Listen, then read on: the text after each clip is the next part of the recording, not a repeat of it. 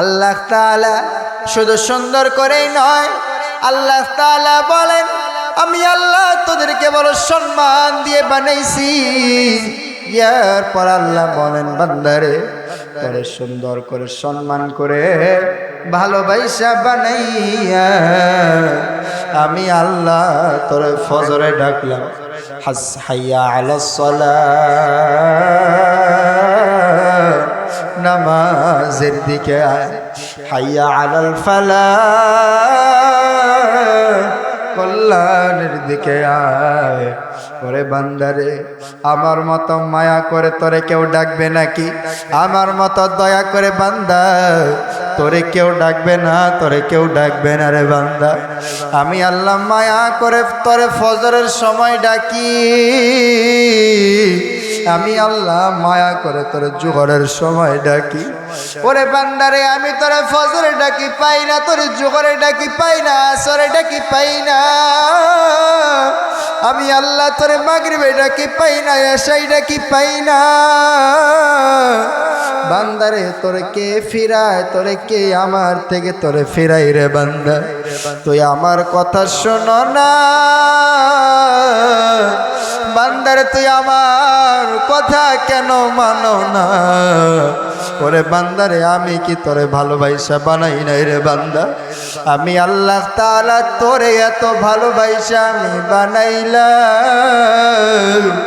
ওরে বান্দারে আল্লাহ তাআলা বলেন ফেরেশতারা যখন তোমার হাত বানালো, ফেরেশতারা যখন তোমার পা বানাইলো, ফেরেশতারা যখন তোমার শরীরের প্রত্যেকটা অঙ্গ প্রত্যঙ্গ বানাইলো, প্রত্যেকটা অঙ্গ প্রত্যঙ্গ বানাইয়া আমি আল্লাহ তাআলাকে যখন ফেরেশতারা দেখাইলো, মালিক আপনি যেই মানুষ বানাইতে চান দেখেন তো মূর্তিটা বানাইছি কত সুন্দর দেখা যায়, কিন্তু আমার আল্লাহ তখন বলছিল আমার ফেরেশতারা তোমরা হাত বানাইলা, আমি আল্লাহর হাতটা পছন্দ হইল, তোমরা পা বানাইলা, আমি আল্লাহর পা পছন্দ হলো, তোমরা শরীরের প্রত্যেকটা অঙ্গ প্রত্যঙ্গ বানাইলা, আমি আল্লাহর প্রত্যেকটা অঙ্গ প্রত্যঙ্গ পছন্দ হলো, কিন্তু তোমরা যে মুখমণ্ডল বানাইলা আমি আল্লাহর মুখমণ্ডল পছন্দ হয় নাই। তখন আমার আল্লাহ নিজের কুদরতে হাত দিয়ে আমার আপনার সকলের মুখমণ্ডল আল্লাহ বানাইছে।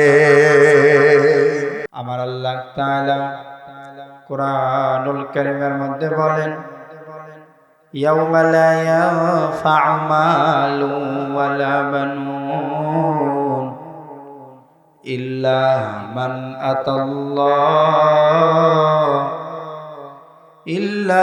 মান আতাল্লাহা বিকলবিন সালিম। আল্লাহ তাআলা দুনিয়ার মানুষকে ডেকে ডেকে বলে, ও দুনিয়ার মানুষ তোমরা ভালো করে শোনো, ও দুনিয়ার মানুষ একটু মনোযোগের সহিত শোনো। আল্লাহ বলেন ইয়াউমা লা ইয়ানফা'ু, ওই দিন কোনো কাজে আসবে না। কোন দিনের কথা আল্লাহ বললেন? ইয়াউমা লা ইয়ানফা'ু, ওই দিন কোনো কাজে আসবে না।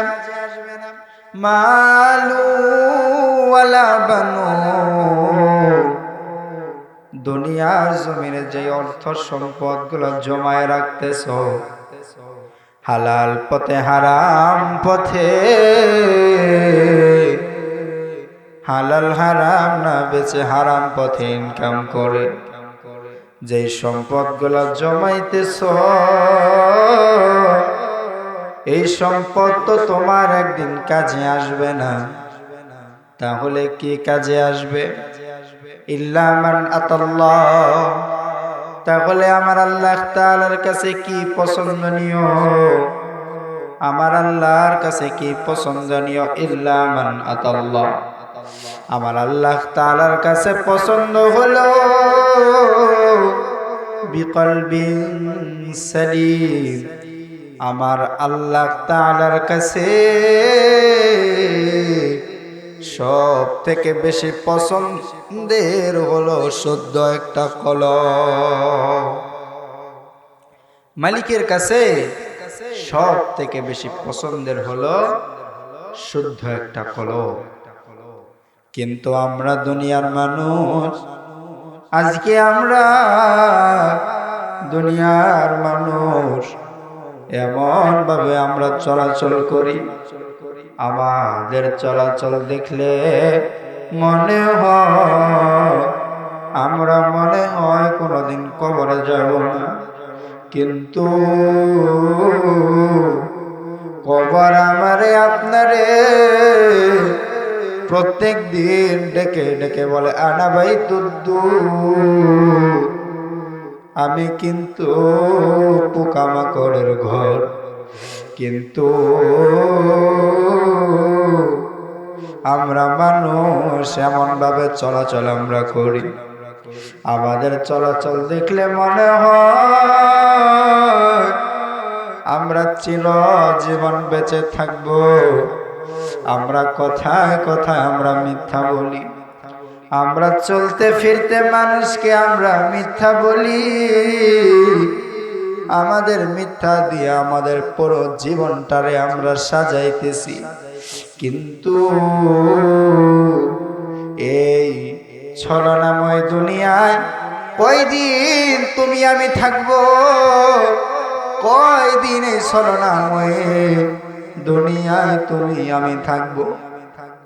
রাত্রেবেলা যখন বালিশে মাথাটা লাগান, রাত্রিবেলা বালিশে মাথাটা লাগাইয়া একটা বার একটু চিন্তা করবেন, এই দুনিয়ার জমিনে কত মানুষ চোখের সামনে দেখলাম, কত মানুষ আসলো। ওই যে বলছে, এসেছিলে যেদিন তুমি পৃথিবীতে, হেসেছিল সবে। এমন মানুষ যখন দুনিয়ার জমিনে আসে, কত মানুষ, এলাকার মানুষ, প্রতিবেশী মানুষ, আমার ঘরের মানুষ হাসে। কিন্তু যখন তুমি চলে যাবে,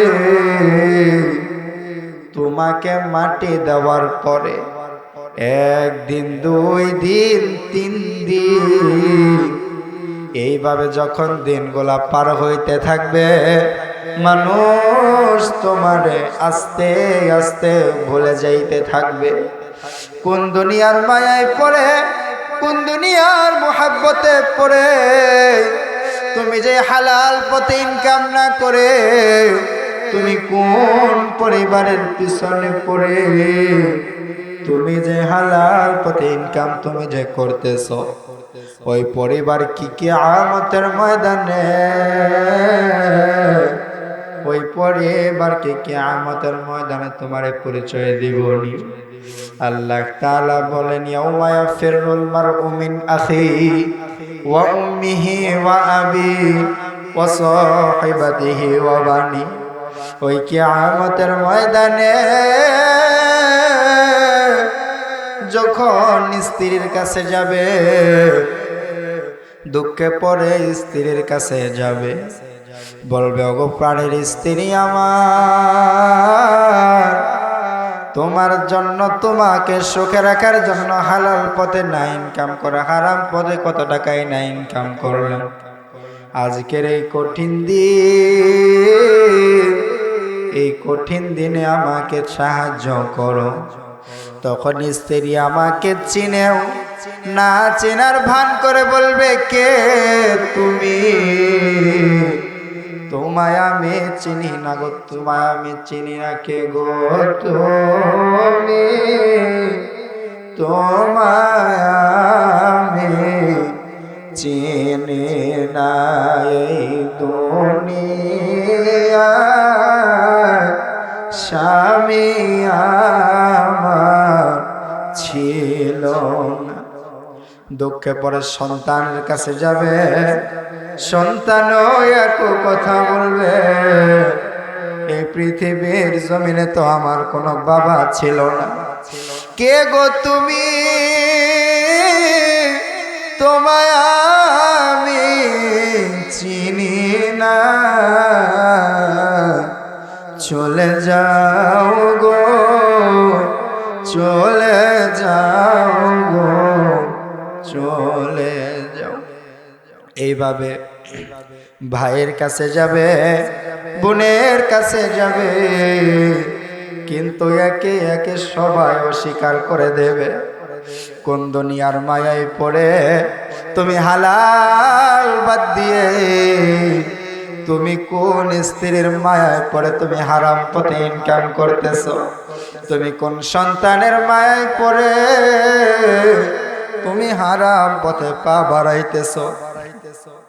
ওই কিয়ামতের ময়দানে কি তারা তোমার পরিচয় দিবেনি? তোমার স্ত্রীকে তুমি বিবাহ করে এনেছ, সব দায়িত্ব তোমার। তোমার সন্তান আছে, সব দায়িত্ব তোমার। কিন্তু আমার আল্লাহ তাআলা তো বলছেন কোরআনুল কারীমের মধ্যে, ওয়ামা মিন দাব্বাতিন ফিল আরদি ইল্লা আলাল্লাহি রিজকুহা। ও দুনিয়ার মানুষ, তোমরা ভালো করে শোনো, মনোযোগের সহিত শোনো। আল্লাহ তাআলা তো বলছেন, আমি তোমাকে পৃথিবীর জমিনে পাঠানোর আগেই আমি আল্লাহ তাআলা তোমাকে রিজিক নির্ধারণ করে দিয়েছি। এই পৃথিবীর জমিনে তুমি কি খাবে, কখন কি খাবে, কখন কি না খাবে, আমি আল্লাহ তাআলা তো তোমাকে সৃষ্টি করার আগেই আমি তো তোমার রিজিক নির্ধারণ করে দিছি। তুমি কোন রিজিকের পিছনে ছুটছ? কেন তুমি হারাম খাও? আমি যেই রিজিক তোমারে দিছি ওইটা তুমি হালাল পথে ইনকাম করো, ওইটা তোমার রিজিক তো তোমার কাছেই থাকবে। এর জন্য হারাম পথে যারা টাকা ইনকাম করো, রাত্রিবেলা বালিশে মাথাটা লাগায়া একটাবার চিন্তা কইরো যে হারাম পথে ইনকাম করতেছ, এই হারাম কি তোমারে ওই কিয়ামতের ময়দানে পার করবে নি? ওই হারাম তো তোমারে কিয়ামতের ময়দানে পার করবে না। যদি ওই হারাম খাইতে খাইতে মারা যাও, যদি গুনাহ করতে করতে মারা যাও, কি অবস্থাটা হতে পারে একটাবার একটু চিন্তা করো। যদি গুনাহগার অবস্থায় মারা যায়, কবরে রাখার পরে হাদিস শরীফের মধ্যে বলে, মাটি আমাকে ডান দিক থেকে চাপ দিবে, মাটি আমাকে বাম দিক থেকে চাপ দিবে, এক পাশের হাড়গুলো অপর পাশে মিশে যাবে। শুধু তাই নয়, আজরাইল যখন রূহটা কবজ করতে আসে, তখন তার সাথে যেই ফেরেশতাগুলো থাকে, ফেরেশতারাও এতটা ভয়ঙ্কর, তাদের চেহারাটাও এতটাই ভয়ঙ্কর থাকে। ওই গুনাহগার ব্যক্তি দেখে ভয় পেয়ে যায়, তার রূহটা পালায়ন করতে থাকে, পালায়ন করতে থাকে।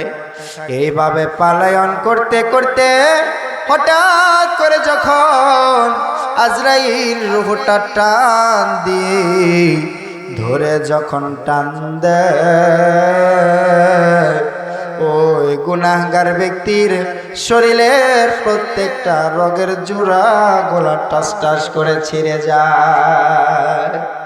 ওরে আজরাইলে করবে যাহা, মানুষে না দেখবে তাহা, তার শাস্তি দেবে গোপনে গোপনে, তার পাপের না কারণে। ওরে আজরাইলে করবে যাহা, মানুষে না দেখবে তাহা, তার শাস্তি দিবে গোপনে গোপনে, তার পাপের না কারণে। যখন ওই গুনাহগার ব্যক্তির রূহ নিয়ে যখন আজরাইল চলে যায়, ওই গুনাহগার ব্যক্তিকে যখন গোসল করানো হয়, ওই গুনাহগার ব্যক্তিকে যখন গোসল করানো হয়, ওই গুনাহগার ব্যক্তি চিৎকার করে বলতে থাকে, আমাকে এত শক্ত করে আমারে ধোয়ায়ও না, আমাকে এত শক্ত করে আমারে ধোয়ায়ও না, কারণ আজরাইল আমার রূহটা এমন ভাবে কবজ করছে, আমার শরীরের প্রত্যেকটা রগের জোড়াগুলা ছিঁড়ে গেছে, আমার প্রত্যেকটা রগের জোড়াগুলা টাস টাস করে ছিঁড়ে গেছে। বুখারী শরীফের হাদিসের মধ্যে আসছে, একটা গুনাহগার ব্যক্তিকে যখন কবরে রাখা হয়, ওই গুনাহগার ব্যক্তির কবরে এমন একটা আযাবের ফেরেশতা আসে, যেই ফেরেশতা চোখেও দেখে না, যেই ফেরেশতা কানেও শুনে না, এমন একটা ফেরেশতা আসে, তার হাতে একটা লোহার হাতুড়ি নিয়ে আসে, লোহার হাতুড়ি নিয়ে আসে, যখন তাকে আঘাত করতে থাকে,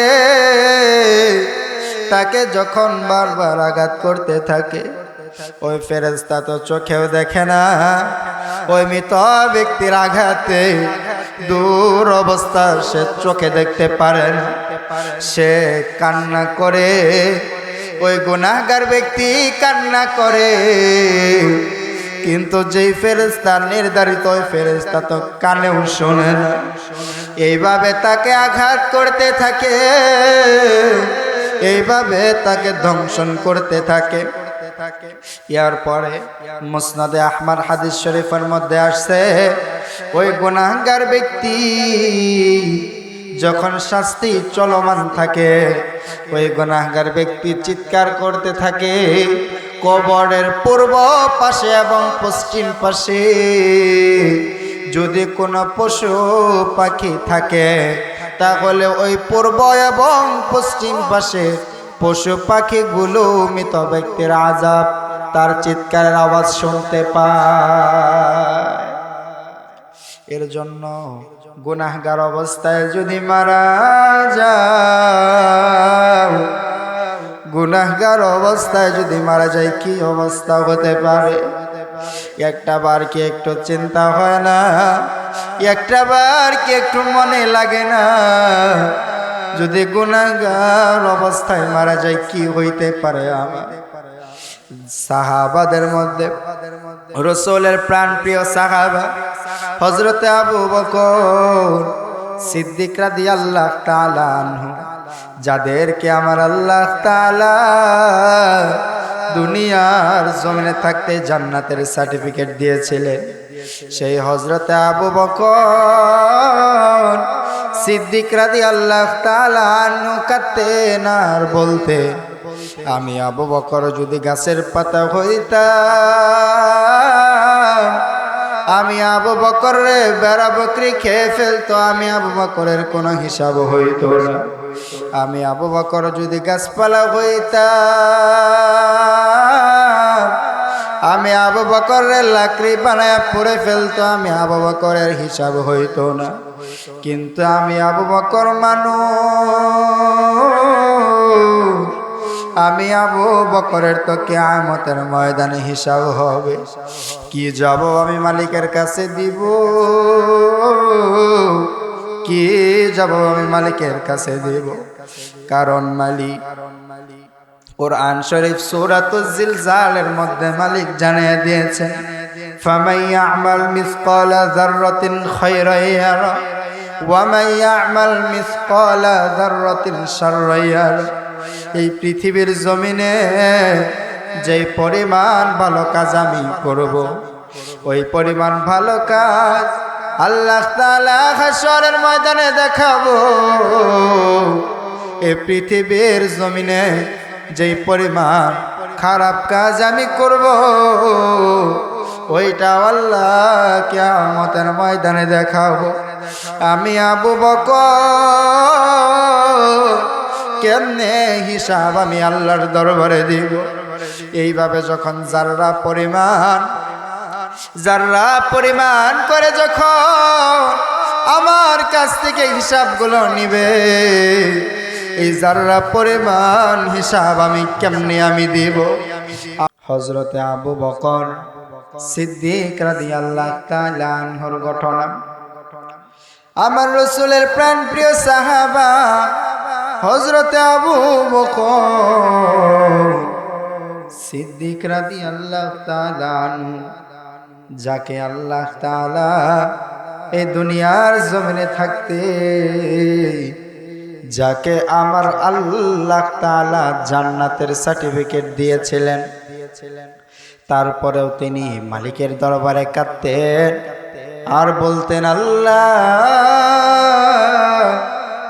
আমি আবু বকর যদি গাছের পাতা হইতাম, আমি আবু বকরে বেড়া বকরি খেয়ে ফেলতো, আমি আবু বকরের হিসাব হইতো না।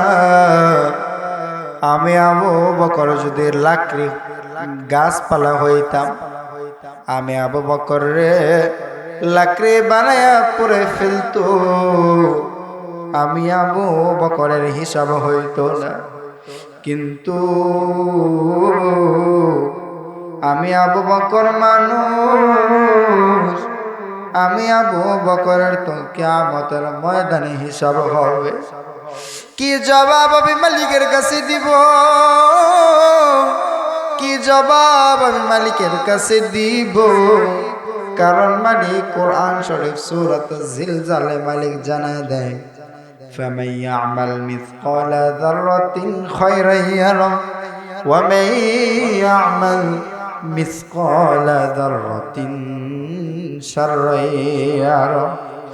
আল্লাহ তাআলা বলে, এই পৃথিবীর জমিনে তুমি যেই পরিমাণ ভালো কাজ তুমি করবা, আমার আল্লাহ তাআলা কিয়ামতের ময়দানে ওই পরিমাণ ভালো কাজ তোমারে আমারে দেখাইব।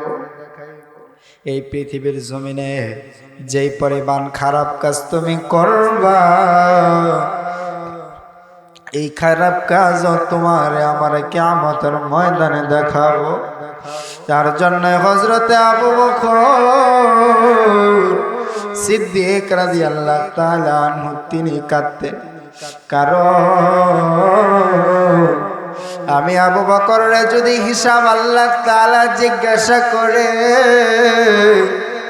আমি আবু বকর কেমনে হিসাব দিব?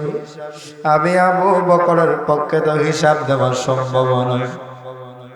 তো সেই আবু বকর সিদ্দিক রাদিয়াল্লাহু তাআলা আনহুর খিলাফত সময় সেই হযরতে আবু বকর সিদ্দিক রাদিয়াল্লাহু তাআলা আনহু একটা জানাজায় গেলেন। জানাজার নামাজে যখন তিনি দাঁড়াবেন, কে যেন পিছন দিক থেকে বলে, আগে জানাজা শুরু করবেন না, আগে জানাজা শুরু করবেন না। আমরা দেখতে পাচ্ছি লাশের ভিতরে কি যেন নাড়াচাড়া করে, লাশের ভিতরে কি যেন নাড়াচাড়া করে, আগে জানাজা শুরু করবেন না। এবার হযরতে আবু বকর সিদ্দিক রাদিয়াল্লাহু তাআলা আনহু চলে গেলেন। যখন লাশের উপর থেকে কাপড়টা খুললেন, কাপড় খুলে দেখে একটা সাপ কুণ্ডলি পাকাইয়া মৃত ব্যক্তিটাকে আঘাত করতেছে, মৃত ব্যক্তির মাথার মধ্যে ধ্বংসন করতেছে। তখন হযরতে আবু বকর সিদ্দিক রাদিয়াল্লাহু তাআলা আনহুর পিছনে যে মুসল্লিরা ছিল, ওই মুসল্লিরা লাঠি নিয়ে আসলেন, সাপকে মেরে ফেলবে, লাঠি নিয়ে আসলেন, সাপকে মেরে ফেলবে। এবার সাপ লাঠি দেখে আমার আল্লাহ তাআলার বললেন, মালিক, এখন তুমি আমার জবানটা খুলে দাও। এখন যদি তুমি আমার জবানটা না খুলে দাও, তাহলে তো তারা আমাকে মেরে ফেলবে। সাপের জবান আল্লাহ খুলে দিল। সিদ্দিক আকবর রাদিয়াল্লাহু তাআলা আনহুর সামনে সাপটা এইভাবে দাঁড়াইয়া আমার রসুলের সাহাবা আবু বকর বলে, আবু বকরের সামনে দাঁড়াইয়া আমার রসুলের কালেমা পড়ে, লা ইলাহা ইল্লাল্লাহু মুহাম্মাদুর রাসূলুল্লাহ। সকলে পড়ে সাল্লাল্লাহু আলাইহি ওয়াসাল্লাম। সাহেব যখন কালেমা পড়ে আমার রাসূলের সাহাবা হযরতে আবু বকর সিদ্দিক রাদিয়াল্লাহু তাআলা আনহুকে বলে, ও আল্লাহর নবীর সাহাবা আবু বকর, আমি সাপ এখানে ইচ্ছা করে আমি আসি নাই, এইখানে তো আমি ইচ্ছা করে আসি নাই। কীর্তন কোলার জুলহাস মিলিটারি 500 টাকা মাদ্রাসার জন্য দান করলো। আল্লাহ যেই মাকসাদে যেই নিয়তে দান করছে, আল্লাহ নিয়ত তুমি পূরণ করে দিও। সকলেই বলুন আমিন। তো সাপটা আবু বকর রে বলতেছে, হে আবু বকর, আমি তো এখানে ইচ্ছা করে আমি আসি নাই, এইখানে তো আমি ইচ্ছা করে আসি নাই, আমাকে আমার আল্লাহ পাঠাইছে, এইখানে তো আমি ইচ্ছা করে আসি নাই। তখন হযরতে আবু বকর সিদ্দিক রাদিয়াল্লাহু তাআলা আনহু জিজ্ঞাসা করলেন, কেন গো সাপ তোমারে আল্লাহ পাঠাইছে? তখন হযরতে আবু বকর সিদ্দিক রাদিয়াল্লাহু তাআলা আনহুকে সাপ বলতেছে, তার 3টা ভুলের কারণে দুনিয়ার জমিনে থাকতে তার 3টা ভুল করার কারণে তাকে আজকে এইভাবে শাস্তি দেওয়া হচ্ছে। কিয়ামত পর্যন্ত আমি সাপ তাকে ধ্বংসন করতেই থাকব। এবার হযরতে আবু বকর সিদ্দিক রাদিয়াল্লাহু তাআলা আনহু জিজ্ঞাসা করে, তার 3টা ভুল, কোন 3টা ভুলের কারণে তাকে এইভাবে শাস্তি দেওয়া হচ্ছে? এবার সাপ জবাবে বলে, তার 3টা ভুলে 1 নাম্বার ভুল হলো সে আজান শুনতো কিন্তু মসজিদে যেত না। তার 3টা ভুলের 1 নাম্বার ভুল হলো সে আজান শুনতো কিন্তু মসজিদে যেত না। তার 2 নাম্বার ভুল ছিল, তার কাছে টাকা ছিল, পয়সা ছিল, সে যাকাত দিত না, সে মানুষকে দান সদকা করতো না। তার 3 নাম্বার ভুল ছিল আলেম উলামাদের কথা শুনতো কিন্তু মানত না। এই 3টা ভুল করার কারণে তারে দুনিয়ার জমিনে থাকতে আল্লাহ তাআলা শাস্তি দিয়া দিতেছে।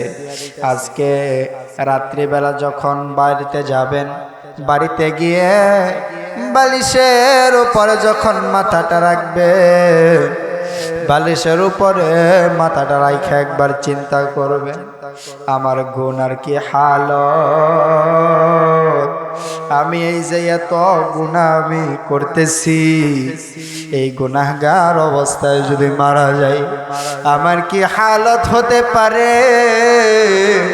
এই দুনিয়ার জমিনে থাকতে যদি আল্লাহ তাআলা আমারে শাস্তি দেয়, আমি কেমনে আমি থাকবো? আল্লাহ তাআলা যদি আমার জাহান্নামে দেয়, আমি জাহান্নামে থাকতে পারবো না, কারণ জাহান্নামের আযাব বড় ভয়ঙ্কর, জাহান্নামের আযাব বড় ভয়ঙ্কর। তার 3টা ভুলের 1 নাম্বার ভুল ছিল সে আজান শুনতো, সে নামাজ পড়তো না। কিন্তু আমার আল্লাহ তাআলা, আমারে আপনারে আল্লাহ তাআলা ডেকে ডেকে বলেন, ও বান্দারে, আমি আল্লাহ তাআলা তোকে এত পরিমাণ আমি আল্লাহ তাআলা ভালোবাসলাম রে বান্দা, আমি আল্লাহ তাআলা তোরে ভালোবাসে আমি আল্লাহ বানাইলাম, আমি আল্লাহ তাআলা তোকে সুন্দর করে বানাইলাম। আল্লাহ তাআলা কোরআনুল কারীমের মধ্যে বলেন, লাকাদ খালাকনাল ইনসান আমি আল্লাহ তাআলা তোরে বড় সুন্দর করে আমি বানাইলাম। আর আয়াতে আল্লাহ বলেন ওয়ালাকাদ কাররামনা বানি আদম আমি আল্লাহ তাআলা শুধু তোরে সুন্দর করেই নয় আমি আল্লাহ তাআলা তোদেরকে বড় সম্মান দিয়ে বানাইছি। সুবহানাল্লাহ। আল্লাহ তাআলা শুধু সুন্দর করেই নয় আল্লাহ তাআলা বলেন আমি আল্লাহ তোদেরকে বড় সম্মান দিয়ে বানাইছি। এরপর আল্লাহ বলেন বান্দারে তোরে সুন্দর করে সম্মান করে ভালোবাসা বানাইয়া আমি আল্লাহ তোরে ফজরে ডাকলাম হাইয়া আলাস সালাহ নামাজের দিকে আয় হাইয়া আলাল ফালাহ কল্যাণের দিকে আয়। ওরে বান্দারে আমার মতো মায়া করে তোরে কেউ ডাকবে নাকি? আমার মতো দয়া করে বান্দা তোরে কেউ ডাকবে না, তোরে কেউ ডাকবে না রে বান্দা। আমি আল্লাহ মায়া করে তোরে ফজরের সময় ডাকি, আমি আল্লাহ মায়া করে তোরে জোহরের সময় ডাকি।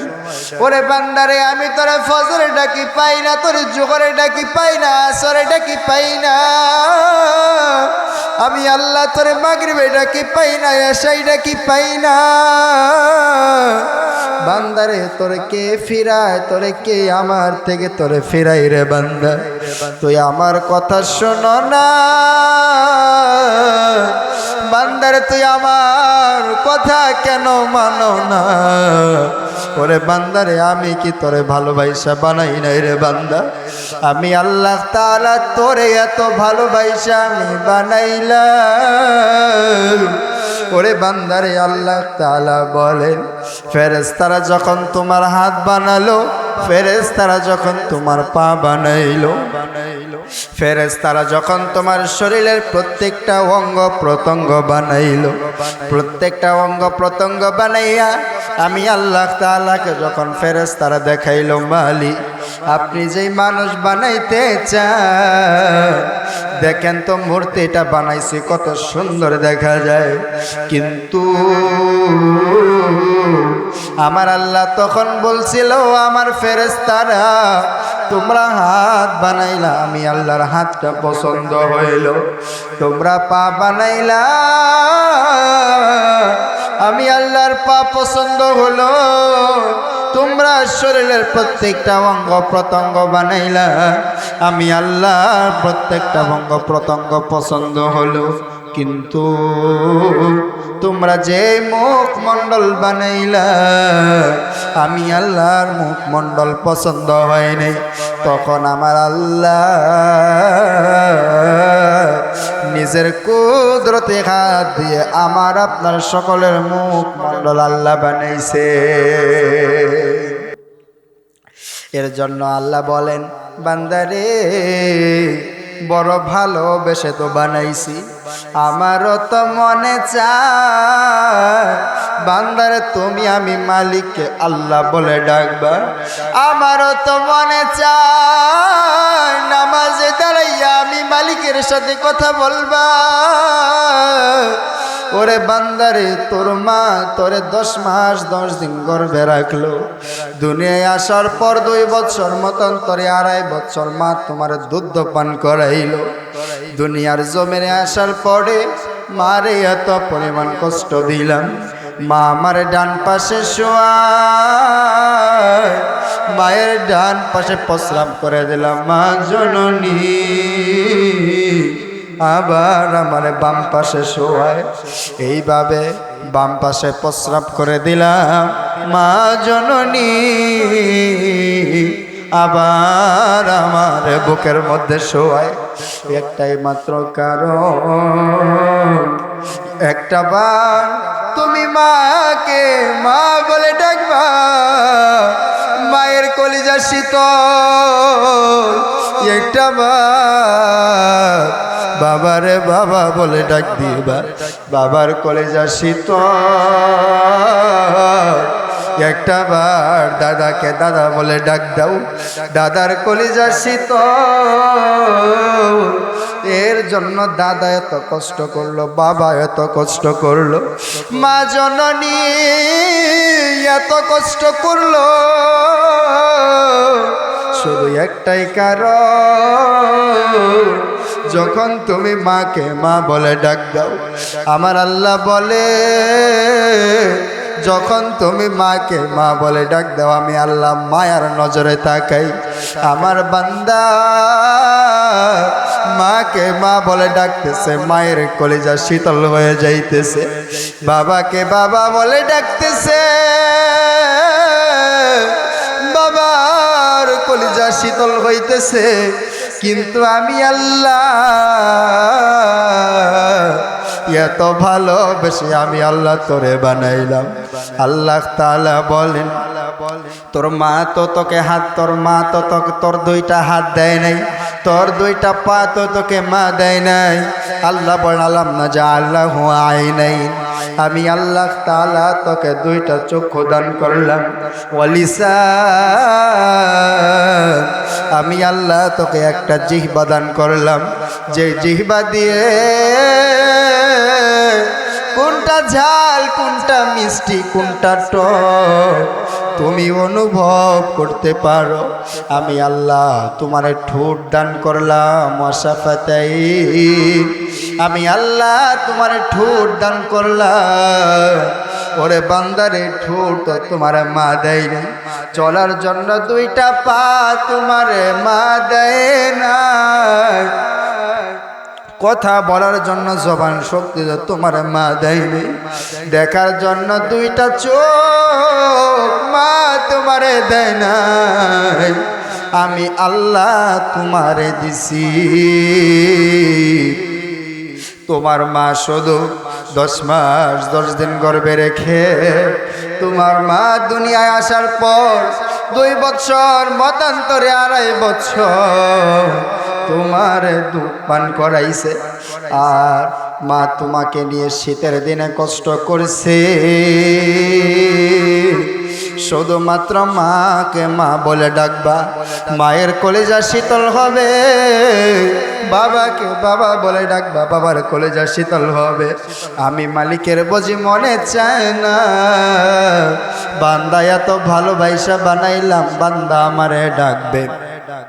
বান্দা যখন নামাজে পড়ে আলহামদুলিল্লাহি রাব্বিল আলামিন, আমার আল্লাহ তাআলা তখন বলে, ওরে বান্দার সমস্ত প্রশংসা তুমি কার জন্য করতেছ? বান্দা দ্বিতীয়বার উত্তর দেয়, আর রহমানির রহিম, সমস্ত প্রশংসা আমি রহমান রহিমের করতেছি। আবার মালিক বলে রহমান রহিমটাকে, আবার বান্দা বলে মালিক ইয়াউমিদ্দিন, যিনি আমার বিচার দিবসের মালিক। বান্দা আবার বলে ইয়াকা না'বুদু ওয়া ইয়াকা নাস্তাঈন, আমি তার ইবাদত করি, আমি তার কাছে প্রার্থনা করি, আমি তার ইবাদত করি, আমি তার কাছে প্রার্থনা করি। এইভাবে বান্দা যখন নামাজে দাঁড়াইয়া কুরআনুল কারীম তেলাওয়াত করে, সে দুনিয়ায় কুরআনুল কারীম তেলাওয়াত করে, আল্লাহ তাআলা বলেন, কেউ যদি কোরআন তেলাওয়াত করলো, সে যেন আমি মালিক আল্লাহর সাথে কথা বলল। এর জন্য আল্লাহ বলেন, বান্দারে তোরে আমি ফজরে ডাকি পাই না, এত ভালোবাসা আমি তোরে ফজরে ডাকে পাই না, জোহরে ডাকি পাই না। আমার আল্লাহ তাআলা কেমনে আমারে আপনারে ডাকে?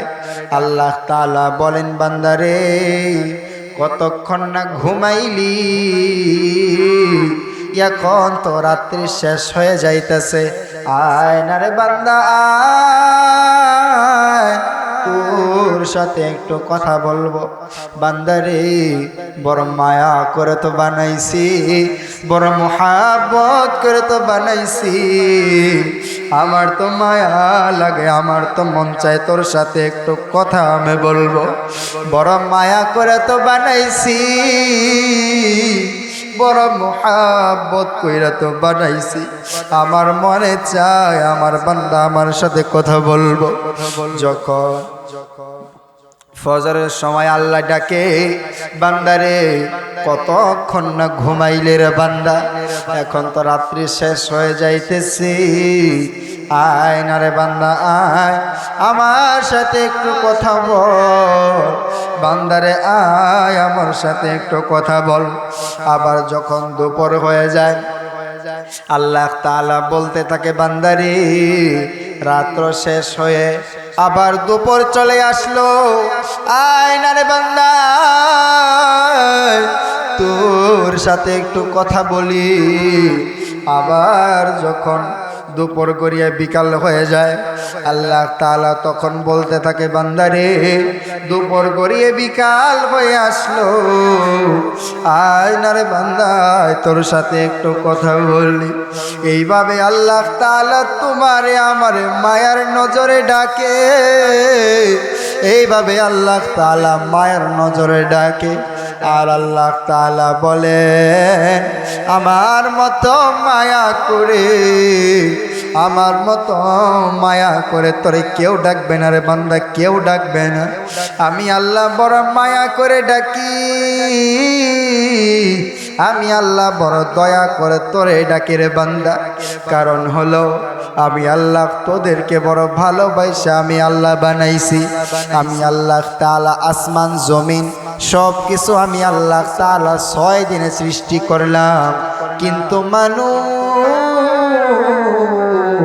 তোমারে আমি আল্লাহ তাআলা বানাইতে আস্তে আস্তে বানাইতে আমি তোমারে 6 মাস সময় আমি নিছি।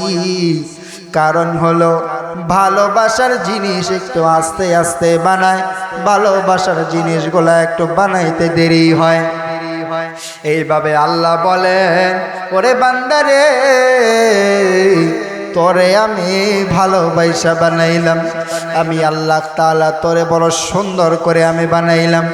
আল্লাহ তাআলা বলেন, এত সুন্দর আসমান আমি বানাইলাম, এত সুন্দর আসমান বানিয়ে আল্লাহ কোরআনের কোন জায়গায় বলে নাই আসমান বড় সুন্দর। আমার আল্লাহ তাআলা এত বড় জমিন বানিয়ে আমার আল্লাহ কোথাও বলে নাই জমিন বড় সুন্দর।